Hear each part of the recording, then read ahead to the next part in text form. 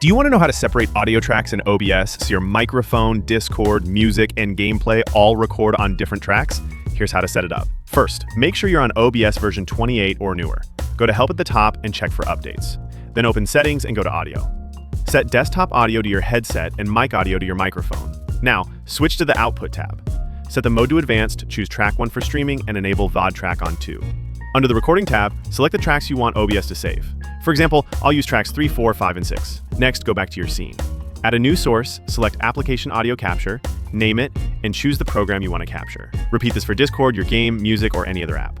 All of these will now show up in your audio mixer. Click the 3 dots on a source and open Advanced Audio Properties. Here you assign which track each sound goes to. For example, track 3 for your mic, track 4 for Discord, track 5 for gameplay, and track 6 for music.